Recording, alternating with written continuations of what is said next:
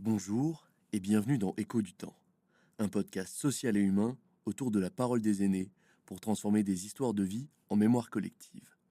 Aujourd'hui, nous recevons Monique qui va nous raconter une partie de sa vie. Je m'appelle Monique, je suis née le 20 février 1949 dans une famille, ça c'est ce qu'on m'a raconté, qui ne devait pas être très riche. Je n'ai pas été désirée, je suppose, je suis née à 8 mois. 2 enfants encore sont nés. Toujours, je pense, des difficultés d'argent.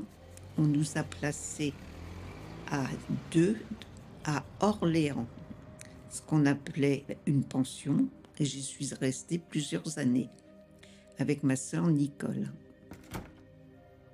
Première douche. Chez moi, il n'y avait pas de douche.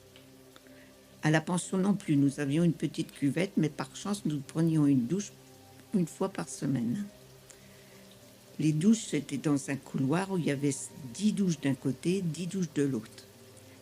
On nous demandait de nous déshabiller, nous rentrions dans les douches et nous avions 2 minutes pour nous mouiller, 2 minutes pour nous laver et 2 minutes pour nous rincer.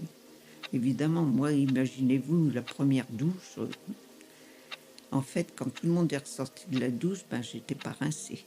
La personne qui s'occupait de nous, c'est-à-dire une sœur, m'a dit « La prochaine fois, tu te rhabilleras avec le savon. » Voilà. On se levait à 6 heures, nous frottions les parquets, alors ça c'est sûr, on se voyait dedans. Prière pour le petit déjeuner, prière pour aller au cours, prière pour tout ce qui se passe dans la journée. Je serais incapable de vous dire combien de prières j'ai fait. Je suis retournée chez mes parents parce que j'avais l'âge de travailler. Je me suis disputée, ma mère m'a mis à la porte, où je suis partie, peu importe. Je suis allée, j'habitais Château-Thierry.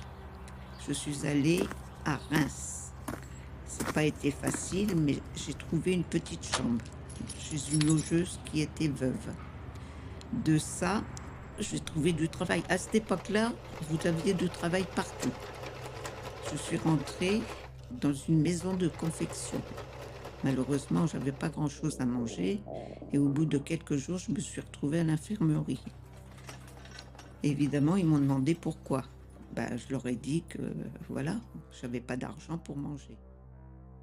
De ça, je suis tombée plus ou moins amoureuse. Moi, très amoureuse. Mon mari, je le pensais aussi. Et voilà, ma vie a démarré comme ça.